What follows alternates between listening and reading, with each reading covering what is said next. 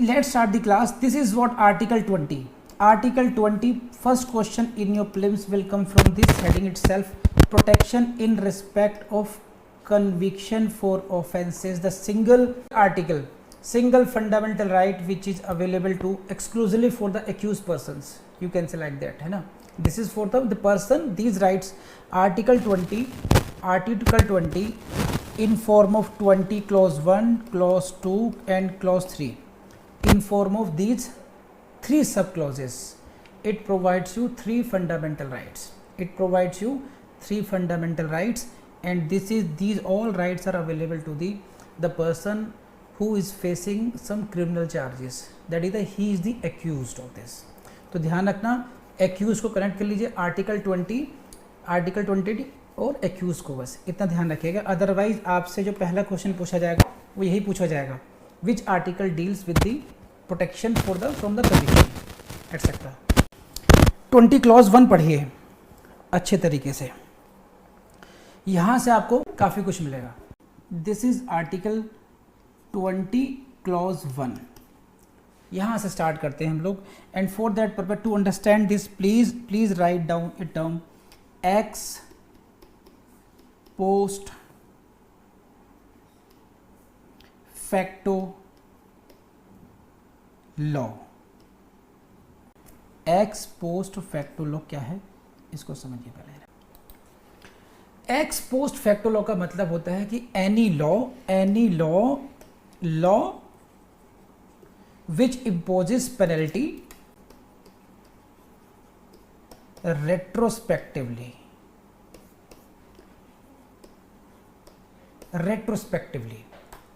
ऐसा लॉ जो भूतकाल से आपकी लायबिलिटी को फिक्स करता है.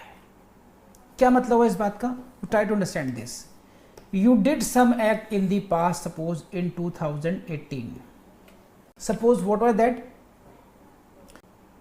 At the age of, funny बनाने के लिए कह रहा हूँ मैं, at the age of 21, marrying someone was not an offense at that time.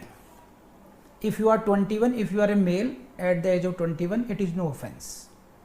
सो 2018 में अरशान भाई साहब ने निकाह कर लिया, शादी कर ली. अब आ गया 2021. उन्होंने कहा कि जिनकी भी शादी 21 इसमें करेंगे, यानी कि या 24 से पहले करेंगे, that shall be an offence now. तो it has been declared in the year 2021. Arshan ने मैरिज कब करी थी? 2018 में, 3 साल पहले की थी. अब ये बन चुका है अपराध, वो भी non bailable, punishable up to 7 years. अब अरशान भाई साहब भागे फिर रहे, कभी यहाँ कभी वहाँ. भाई मुझे बचाओ, भला मैंने निकाह किया, भले मैंने शादी की, ठीक है.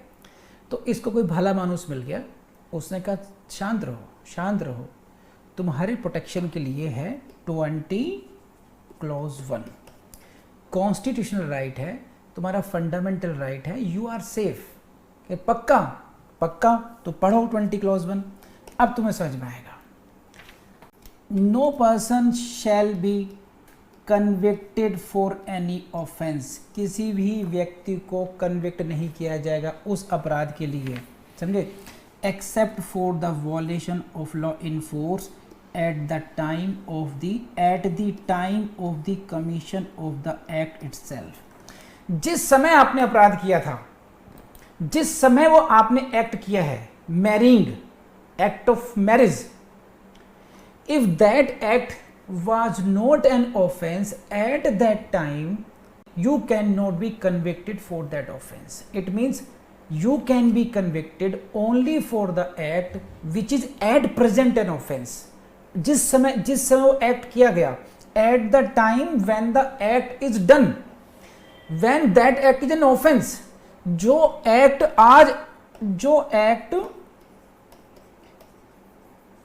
आज ऑफेंस है, today is 7/9/21, 7th of September. तो जिन जिन कार्यों को आज की डेट में ऑफेंस ऑफेंस डिक्लेयर किया जा चुका है, उन्हीं ऑफेंस के लिए आज की लायबिलिटी बनेगी, आपकी बैक डेट से लायबिलिटी नहीं होगी इस पर, ठीक है। Taking coaching is not an offence today, so tomorrow if it is declared to be an offence, you can not be convicted for the coaching for on the date taken on the date of 7th of September। तो retrospectively नहीं हो सकते। तो ऐसे जितने भी law हैं जो रेट्रोस्पेक्टिवली पेनल्टी इंपोज करते हैं, पनिशमेंट इंपोज करते हैं, उसको बोलते हैं हम लोग एक्स पोस्ट फैक्टो लॉ। और आपसे प्रीलिम्स से यही क्वेश्चन पूछा जाएगा, which article provides protection against x post facto law. कौन सा आर्टिकल है जो आपको एक्स पोस्ट फैक्टो लॉ से प्रोटेक्शन देता है। आपको सिंपली क्या ध्यान रखना है, दिस इज आर्टिकल 20 क्लॉज 1। बोलो हाँ या ना, जल्दी बताइए। अब अगली बात समझिए जरा, और टेक्निकल बात है इसमें। नेक्स्ट पॉइंट इसमें समझिए, देखिए what is the language of this, no person no P shall be convicted, fine। So this is basically related to the penal law, you can say criminal law, fine। तो question ये है, जो ए व्यक्ति है, जो व्यक्ति ए है, his transaction turnover in his business was 10 lakh per annum, समझिए इस बात को, and there was a tax liability of 1 lakh for that as per the year 2020 20 में। now government says that no, tax rate is increased and now you will have to pay rupees 2 lakh for that। so basically civil liability or you can say tax liability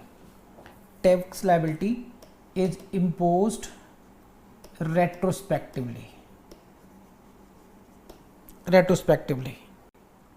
20 clause 1 is giving you protection from the conviction। ध्यान रखना, legislature कोई सी भी हो, whether it is parliament और whether it is state legislature, वो prospective law बना सकते हैं। प्रोस्पेक्टिव लॉ मतलब भविष्य के लिए बना सकते हैं, और रेट्रोस्पेक्टिव ऑपरेशन से ही बना सकते हैं। In this clause article 20 clause 1 gives you protection against the criminal laws। it means you can say this article puts limitation on the law making power of the legislature, that in case of criminal laws you cannot create an offense retrospectively, but same rule is not applicable in case of civil laws। बताइए, समझ में नहीं आया? तो ये technical point था, यहां से क्वेश्चन आ सकता है, बस ये ध्यान रखना। Next question I have seen in your prelims exam, please note down कि प्रोटेक्शन, लिख लीजिए question, protection from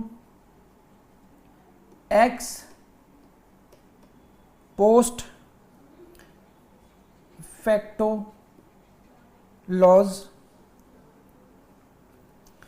is given under only Indian Constitution, B 2 American Constitution, third both, ये क्वेश्चन आया हुआ है, and fourth can't say। answer is this is also in the American। तो American Constitution also provide the similar kind of protection, please note down, यहां से question आया हुआ है इसमें। नेक्स्ट इज व्हाट, एक शब्द होता है preventive detention. So again in case of preventive detention 20 clause 2 protection cannot be claimed, can't be claimed।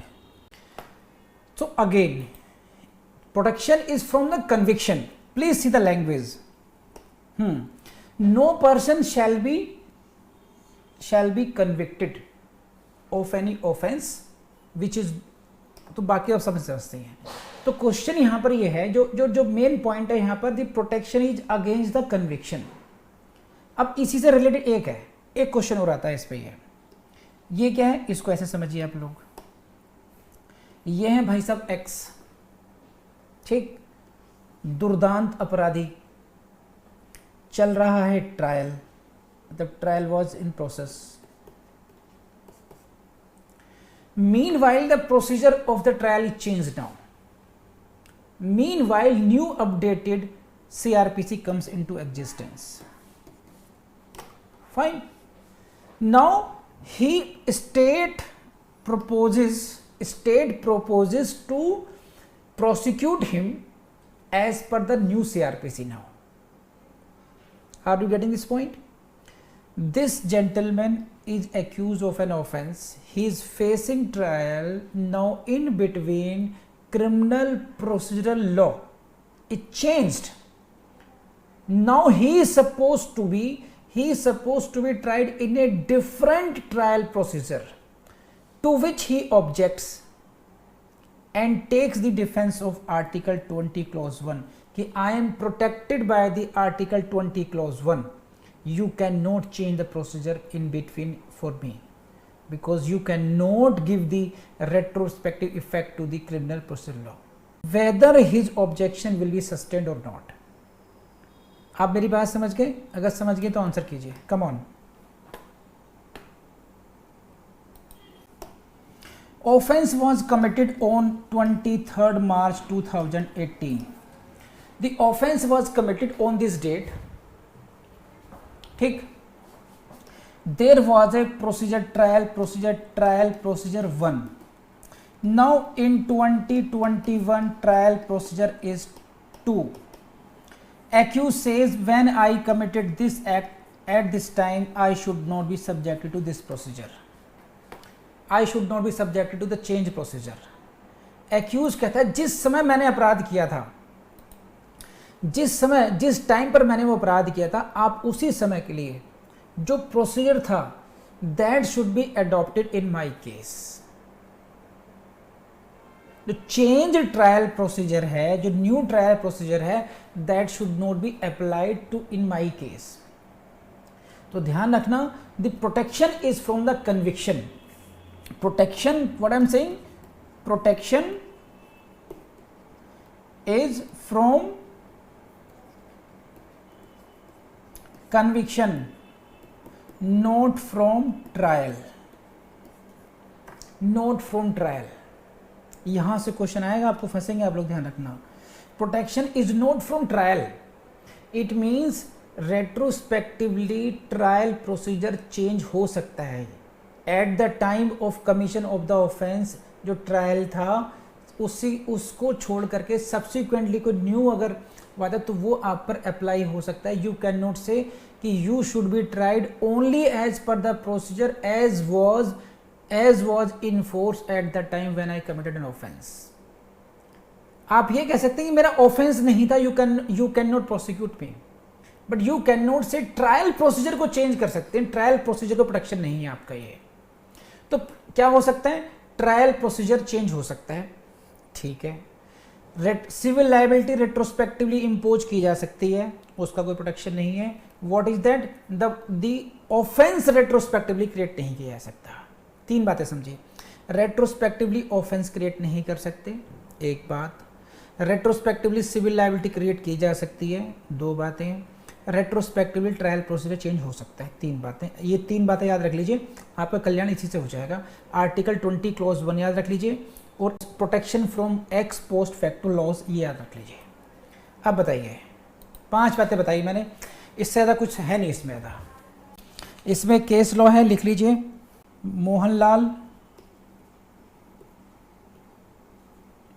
Mohanlal versus state of Rajasthan, एक केस, और दूसरा केस है केदारनाथ का, Kedarnath versus state of West Bengal.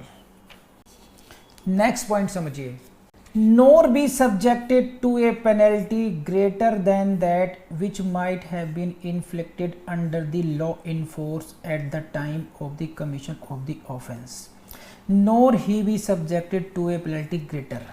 इसका मतलब क्या है कि पहले थी उसकी सजा 2 साल 2 years, when I committed the offense the punishment of that offense was 2 years. Now you have increased up to 7 years. A person committed rape. At that time it was LI, life imprisonment. The punishment was life imprisonment. When he committed rape, the punishment was life imprisonment. But after 1 year, due to changed circumstances, the law was amended and now the punishment is what? Death penalty. Death penalty, मृत्यु दंड। अब भाई साहब को चढ़ाया जा रहा है, इससे तो भैया फांसी हो गई अब। तो now what you have done, you have increase the penalty. It says, law says no, you can not do so. Penalty means punishment which was at the time of commission of this, you can inflict only that punishment, you cannot inflict the greater punishment greater than the earlier. so protection कहाँ पर है? एक तो है offensive, you cannot create offense retrospectively। जो बात, जो act पहले offense नहीं था वो आज भी offense नहीं है। offense तब होगा अगर वो उसी डेट पर offense क्रिएट किया गया हो। एक बात ये। दूसरी बात, जितनी सज़ा पहले थी उसी वो व्यक्ति अपने टाइम की ही सज़ा भुगतेगा। आम शब्दों में समझ लीजिए, बहुत आसान शब्दों में। सज़ा बताइए आपको नहीं? हाँ या ना बताइए। तो ये हुआ पेनल्टी का। डी देवांजनी दास मैडम जो हैं, इनका एक क्लाइंट है, वो है भूरे। भूरे के 2 केसेस चल रहे हैं, case number 1 and case number 2। In this case he committed the crime in 2018 March. Penalty was 7 years. In the case 2, March 2018 का ही punishment था और इसका offense था, जो second offense है उसका punishment था 10 years. Now there is a amendment. Now 10 year का कर दिया गया 5 years न्यू लॉ में, और 7 years को बढ़ा के कर दिया गया 10 years। यानी कि एक ऑफेंस में उसकी सज़ा बढ़ाई जा रही है, एक में उसकी घटाई जा रही है। समझ रहे हैं आप लोग? सिचुएशन समझ गए आप लोग? अब देवांजनी दास मैडम बैठी हुई हैं, भूरेलाल भी बैठे हुए हैं सामने, उनके मुंह लटकाए हुए। कह रहे क्या हुआ? कह रहे समझ में नहीं आ रहा है, मैं हंसूं या रोऊं। कह रहे क्या हुआ? कह रहे एक केस में सज़ा बढ़ा दी सरकार ने, 7 से 10 कर दी, बुरा हुआ। एक केस में सज़ा घटा दी। अब मुझे समझ में नहीं आ रहा है कि मैं इसमें खुश हूँ या परेशान हूँ इसमें। तो देवांजनी दास ने कहा कि देखो बचुआ, आर्टिकल 20 क्लॉज 1 आपको प्रोटेक्ट करता है। Your punishment can not be increased as per 20 clause 1। 20 clause 1 prohibits for that you cannot increase the penalty retrospectively। तो ये तो तुम पे अप्लाई नहीं होगा। अब भूरेलाल खुश हो गए, तो कह रहे मैडम क्या मुझे बेनिफिट भी नहीं हो सकता? कह रहे नहीं, बेनिफिट में कोई प्रोटेक्शन वो रोक नहीं है। You can avail the benefit. Beneficial provision can be given retrospective effect. समझे? beneficial provision can be given retrospective effect but not the provision which is increasing the penalty। so Bhurelal के double benefits हो गए। he cannot be subjected to the next 10 years punishment। his punishment will be as per the law 7 years, जो पहले 2018 में था at the time when he committed the offense, but he can take the benefit of this beneficial provision। तो please let me know अब आपको बहुत अच्छी तरीके से ये क्लियर हुआ या नहीं हुआ। It was a little bit technical. Now come to next part.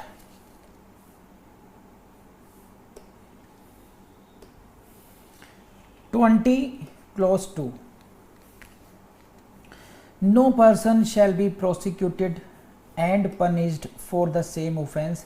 Please note down the words no person shall be prosecuted and punished for the same offense more than once.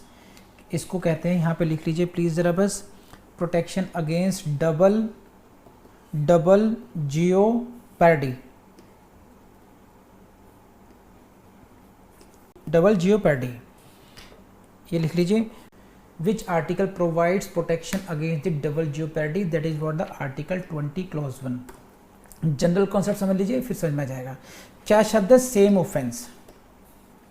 Same offence, same offence के लिए एक से अधिक बार, more than once, if you have committed an offense you can be prosecuted and punished only for once, and this is called the rule of double jeopardy कह लीजिए। This is what double jeopardy, protection against the double jeopardy. एक rule लिख लीजिए, नीमो, यहीं से question आएगा ध्यान रखना, नीमो डेबिट विस वेक्सेरी which means no man should be put twice in peril for same offense. No man shall be put twice in peril for the same offense. Nemo debet vis vexeri, इसका meaning हो गया। इसके meaning से question पूछा जाता है and also ये पूछा जाता है कि this principle is applied where 20 clause 2। एक व्यक्ति को एक अपराध के लिए 2 बार सजा नहीं दी जा सकती, समझे? पर इतना कर लीजिए, यहाँ से इतना ही बहुत है आपका। इसमें कुछ केस लॉज हैं वो लिख लीजिए। मकबूल हुसैन केस नंबर 1 ऐसे लिखिए, number 2 A Mula. Same protection is given section 30 clause 1 CRPC। यहाँ से भी क्वेश्चन पूछा जाता है आपसे। 20 clause 3, this is what, no person accuse of an offence shall be compelled to a witness against him. किसी व्यक्ति को जो कि एक अक्यूज है किसी ऑफेंस में, उसको अपने विरुद्ध गवाह बनने के लिए मजबूर नहीं किया जाएगा। He shall not be compelled to be a witness against him. If you are accused of any offence you should not be compelled to become the witness against you. अपने ही विरुद्ध गवाही देने के लिए मनाइए यहाँ पर 20 क्लॉज 3। इसे कहते हैं प्रोटेक्शन अगेंस्ट सेल्फ इंक्रिमिनेशन। यहीं से क्वेश्चन आएगा, इतना पूछेंगे आपसे। प्रोटेक्शन अगेंस्ट सेल्फ इंक्रिमिनेशन, ये कहाँ दिया गया है? ये क्वेश्चन पूछा जाएगा आपसे 20 क्लॉज 3। 20 क्लॉज 3 में है ये, this is under clause 3। Relevant case laws, state of Bombay versus Kathi Kalu. MP Sharma case and यह Nandini Satpathy case. Selvi versus state of Karnataka. आपसे कैसे क्वेश्चन आते हैं? Which out of the following case is related to ये प्रोटेक्शन अगेंस्ट सेल्फ इंक्रिमिनेशन, इस तरीके से। तो 5 केस लॉज हैं, ये आपको रटे होने चाहिए कम। सेल्वी केस, नंदिनी सतपथी, MP शर्मा, काथी कालू, ये these cases are very important. इनको आप लोगों को डिटेल में पढ़ने का वक्त मिले तो आप लोग जरूर पढ़ना है। इसमें बुक का नाम है JP पांडे।